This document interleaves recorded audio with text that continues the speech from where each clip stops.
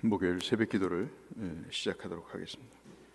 찬송가 197장 한번 찬송하겠습니다. 찬송 197장.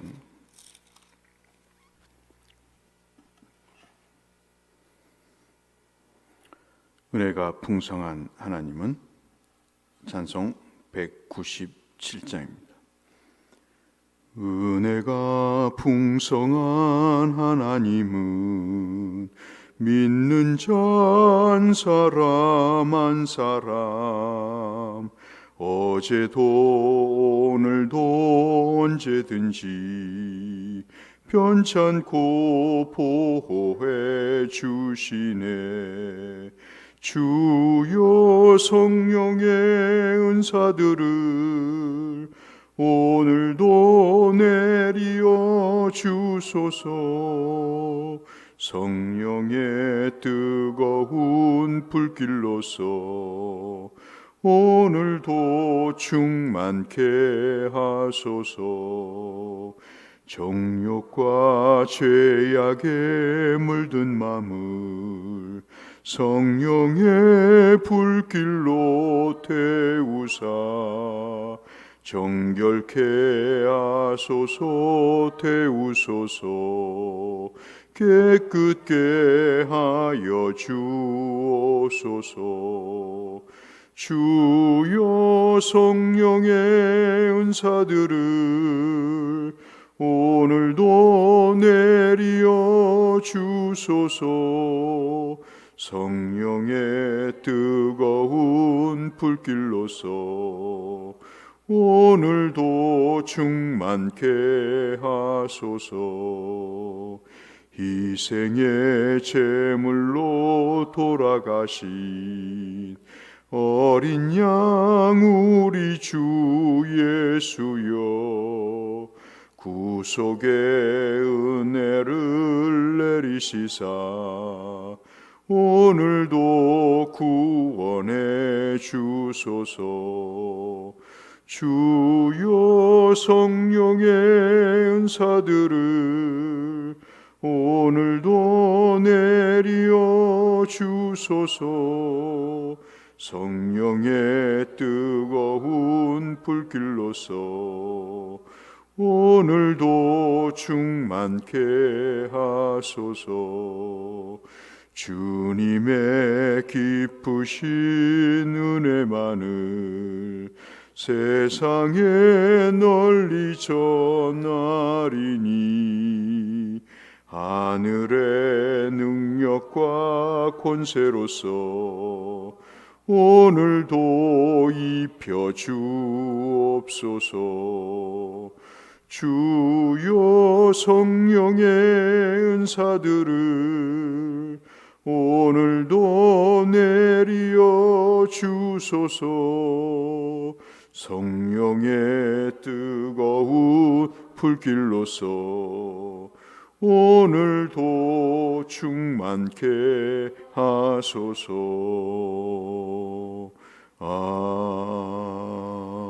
아멘.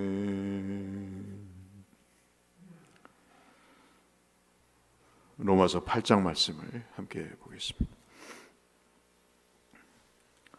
로마서 8장 1절에서 17절의 말씀.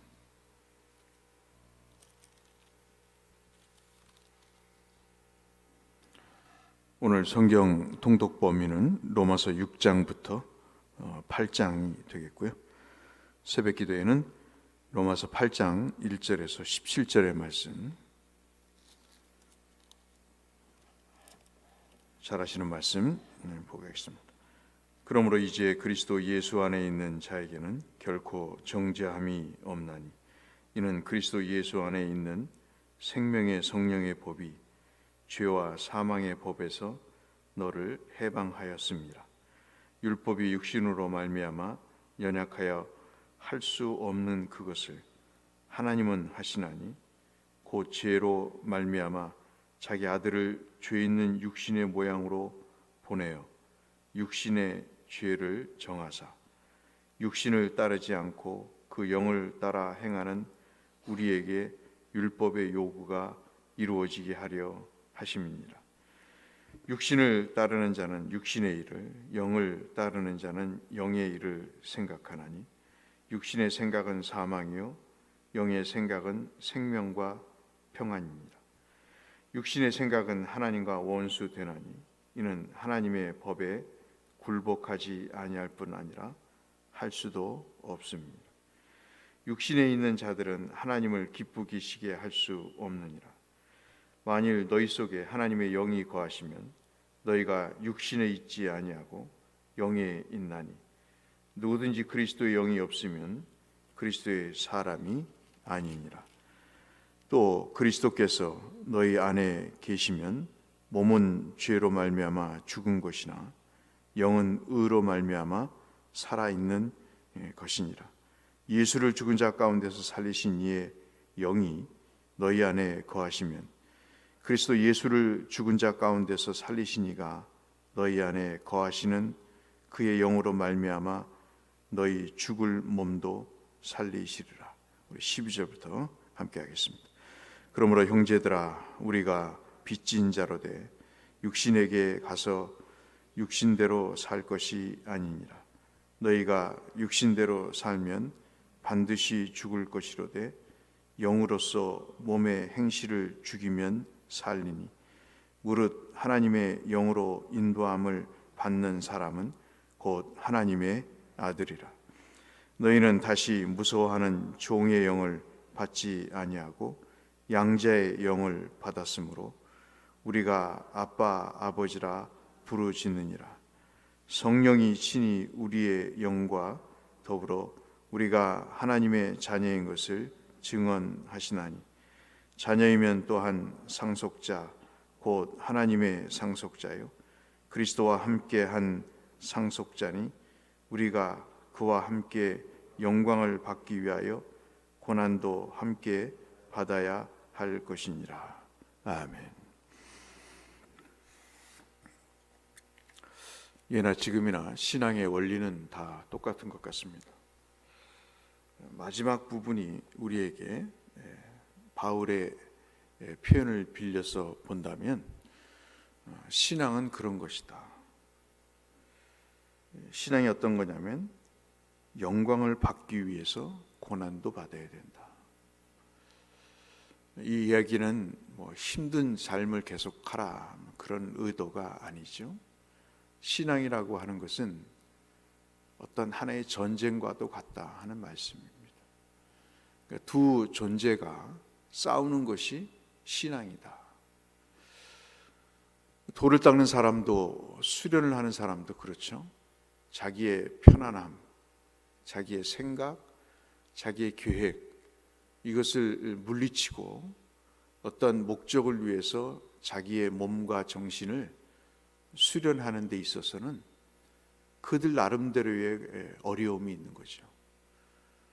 산에 가서 수련을 쌓는다 할지 일정 기간 동안 어떤 원리를 터득한다 할지 좌우간 무언가 자기의 몸을 괴롭게 해서 자기가 이루고자 하는 목표를 이루는 것이 바로 신앙입니다. 언제부턴가 우리는 은혜로 구원받는다는 것 때문에 이 믿기만 하면 된다는 이 사상이 우리의 신앙이 지금 말씀하시는 17절의 말씀 영광을 얻기 위해서는 고난도 받아야 된다고 하는 이 말씀을 잊고 사는 현상들이 나타나기 시작을 합니다. 오늘 사도 바울은 로마서가 성경의 꽃이라고 볼 때 로마서 8장은 더더욱 성경에서 로마서 중에서 가장 중요한 장이라고 우리가 평가할 수 있는데 그 중에서 두 가지 이야기를 합니다. 하나가 법과 영이라고 하는 표현을 씁니다. 그래서 잘 아시는 대로 육신의 법과 성령의 법을 이야기하고 또 우리가 마지막으로 읽은 종의 영과 양자의 영 두 가지를 이야기를 합니다. 같은 뜻의 다른 표현이라고 보시면 되겠죠. 그래서 종의 영은 육신의 영을 얘기하고 성령의 법은 바로 우리가 잘 아시는 양자의 영이라고 이야기할 수 있습니다. 근데 우리가 이제 오늘 아침 묵상하는 것은 두 가지입니다. 왜 사도 바울은 이 법이라는 말을 하고 영이라는 말을 할까 하는 것입니다.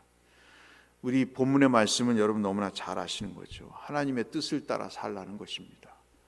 그렇기 위해서는 살다 보면 괴로움도 있고 또 내 본성과 상황에 거슬리는 내 스스로가 어려움을 처하게 되는 그런 일들이 있을 수 있다는 거죠. 왜냐하면 세상은 거룩하지 못하고 의롭지 못하고 하나님의 뜻은 의롭고 거룩하기 때문에 이 두 하나님의 뜻과 세상이 맞지 않기 때문에 그 사이에 있는 우리는 힘들 수밖에 없는 거죠. 그러나 그 과정을 거치면 영광이 있다는 것입니다. 그런데 중요한 것이 이 법이라고 하는 내용입니다. 헬라 말로 노모스라고 하는 말인데 사도 바울이 하는 이 말씀에 법이라는 표현을 쓰는 중요한 요지 중에 하나는 뭐냐면 법인 사람을 통제하고 절제시키고 또 법은 하나의 원리를 제시하는 것입니다. 우리가 어떤 영향력이 있기 위해서는 어떤 기준이 있는 거죠. 그리고 원리가 있는 것입니다. 그 원리와 기준에 우리가 따르지 않으면 혼란이 야기되는 거죠. 그리고 그 법이라고 하는 것은 어떠한 사랑의 표현입니다. 개인에 대한 사랑의 표현이건 조직에 대한 사랑의 표현이건 사랑과 존중의 표현이 법에 들어있는 것이죠. 지금 법이라고 하는 것은 하나님이 우리를 구원하시기 위해서 만들어 놓으신 하나의 원리입니다. 그것은 우리에 대한 사랑이고 우리를 어떻게 구원하시겠다고 하시는 하나님의 뜻의 하나의 드러난 형태입니다. 그러니까 우리가 나라의 법을 지키듯 하나님께서 우리에게 주신 그 법의 원리라는 것이 있습니다. 즉, 이 내용들을 보면 율법이라고 하는 내용들을 통해서 보면 우리가 아시다시피 우리는 도저히 그 율법을 지켜서 구원을 받을 수 없는 사람임을 우리가 알게 됩니다. 주님이 그런 의도신 거죠. 그래서 그 율법을 보면 나는 죄인이구나 하는 율법이 거울이라는 말씀을 드렸다시피 그러면 내가 어떻게 이 죄의 상태에서 구원을 받을 수 있을까? 그러면서 자연스럽게 우리는 그리스도를 바라보게 되는 것이 율법의 기능이다 하는 것입니다. 그러니까 율법의 기능은 굉장히 중요한 역할을 하는 거죠. 율법이 해롭고 나쁜 것이 아니라 그리스도에게로 인도하는 것입니다. 그래서 그리스도를 만나면 아무렇게나 그럼 살아도 되느냐? 그게 아니죠. 거기에는 율법 조항이 담을 수 없는 정말 하나님의 놀라운 은혜와 섭리의 원리가 그 속에 있는 것을 발견하게 되는 거예요. 이것이 마치 캐도 끝이 없는 어떤 것과 같이 예수를 그렇게 율법을 통해서 예수 그리스도를 갈망하게 되고 예수를 만나게 되면 그 속에서 나를 향한 하나님의 율법을 초월하는 구체적인 사랑과 그리고 나를 아끼시는 그 원리들이 새록새록 우리가 깨닫게 되는 그것이 바로 우리가 흔히 얘기하는 은혜라는 것입니다. 그럼 이건 누가 하느냐? 내가 하느냐? 그렇지 않고 성령께서 하시는 거예요. 우리가 은혜를 받았다는 것은 오늘 말씀이 내게 깊은 감동이 됐다는 것을 얘기하지만 그것 이면을 들여다보면 성령께서 그것을 깨닫게 하시는 겁니다. 그래서 사람의 생각이 바뀌고 행동이 바뀌게 돼서 과거에는 내가 내 마음대로 살았는데 이제 이런 내가 죄인이라는 것을 깨닫게 되고 그리고 죄인을 위해서 주님이 대신 죄를 짊어지시고 나를 위해서 구속하셨다는 그 사실을 알고 난 다음부터 새록새록 나를 위해서 하신 일들이 이 성령을 통해서 알게 되면서 나는 하나님의 원리와 하나님의 사랑의 법 아래 있구나 하는 것을 알게 되는 거예요. 그래서 나는 누가 어떠한 정의를 내리고 어떤 그 규정을 해도 나는 죄인이 아니다. 내가 비록 죄를 짓고 살고 있지만 성령께서 나로 하여금 너는 더 이상 죄인이 아니요 하나님의 자녀요 상속자라는 것을 알고 있습니다. 그래서 그 알게 된 것에 대한 그 은혜를 더 추구하게 되고, 그러기 위해서는 더 성령의 그 뜻을 따라 살려는 그런 몸부림이 우리 속에 있게 되는 것이, 이것이 그리스도인이라는 겁니다. 그래서 여러분 한번 보시면 9절 말씀을 한번 보시고, 사도행전에서 안디옥 교인들을 향해 그리스도인이라고 하는 것은 그들이 뭐 구제를 많이 해서 선교를 많이 해서 그리스도인이 아닙니다. 여러분 9절 말씀을 보시면, 만일 너희 속에 하나님의 영이 거하시면 너희가 육신에 있지 아니하고, 너희 속에 하나님의 영이 거하신다는 것은 성령께서 우리를 주장하시면 너희가 육신에 있지 않다. 그 육신은 정욕만을 얘기하는 것이 아닙니다. 죄로 인해서 죽은 상태를 얘기하는, 죽음이 선고되고 심판이 선고된 그런 아주 희망이 없고 내일이 없고 소망이 없는 구원받지 못한 상태를 이야기합니다. 영에 있나니 누구든지 그리스도의 영이 없으면 그리스도의 사람이 아니니라. 그래서 10절에 사도 바울이 그것을 설명을 합니다. 또 그리스도께서 너희 안에 계시면 몸은 죄로 말미암아 죽은 것이나. 사실 우리의 기본적인 원죄와 범죄는 죽음의 사형에 이르는 그런 내용이고, 이미 그것은 그리스도를 통해서 확인이 된 겁니다. 그리스도가 죽으심으로. 영은 의로 말미암아, 즉 우리를 의롭다고 하신 하나님의 그 의로 말미암아 살아있는 것이라. 그래서 육은 죽은 것이요 영은 살아있는 것이다라고 아주 극단적으로 대조를 하면서 우리는 새로운 존재라는 사실을 말씀을 하고 있습니다. 오늘 하루를 사시면서 우리를 지배하는 것들이 있죠. 요즘은 코로나가 우리를 지배하는 것 같아요. 모든 것이 다 코로나입니다. 감염이 되지 않기 위해서 모든 것이 코로나가 우리의 대명사가 되어버렸습니다. 근데 우리는 그리스도의 영이 지배하는 사람들인 거죠.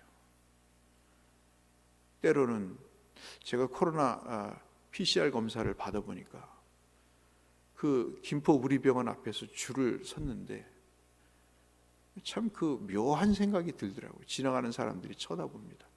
길게 줄을 섰는데 사람들이 이렇게 쳐다봐요. 너 감염된 사람 아니냐? 이런 식으로 쳐다보는 것 같아요. 그리고 그 서 있는 사람도 왠지 자랑스럽지 못한 모습으로 그렇게 서 있으면서 빨리 이 줄이 줄어들어서 지나가는 사람들의 눈여깃거리가 되지 않기를 바란다는 마음이 적지 않아 있는 것 같아요. PCR 검사를 받은 이유는 간접적인 경로가 겹쳐서 처음 말씀드리지만 예배를 집례하기 때문에 해봤습니다. 집사람과 같이 해봤는데 음성으로 나왔습니다. 코로나가 무섭지요.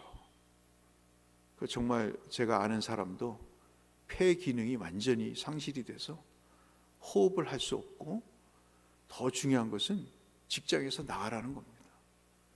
그래서 50이 넘었는데 직장에서 해고가 되고 그 거구의 몸을 했던 사람이 지금 실직자가 돼서 몸과 마음이 완전히 피폐되는 그런 상황에 처해 있는 모습을 보고 코로나가 무섭다 하는 생각을 가져봅니다.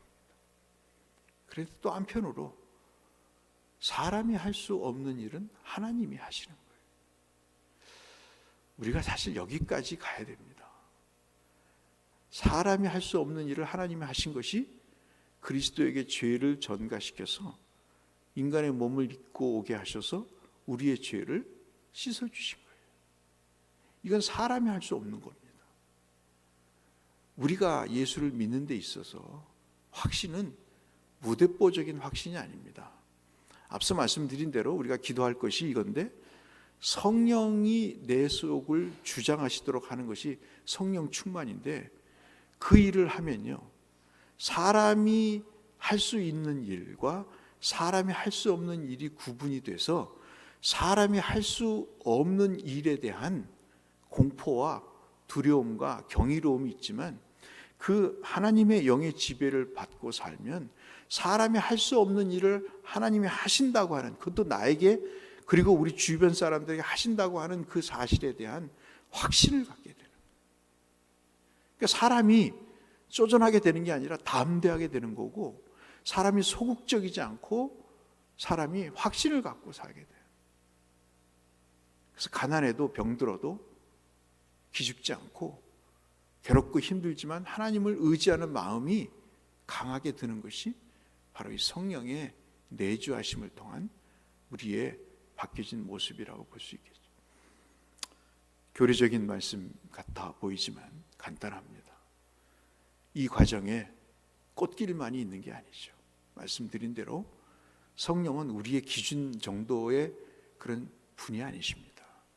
우리를 거룩하게 하고 영화롭게 하기 위해서 지금도 우리 속에서 우리를 스스로를 부드끼게 하시는 그런 하나님이십니다.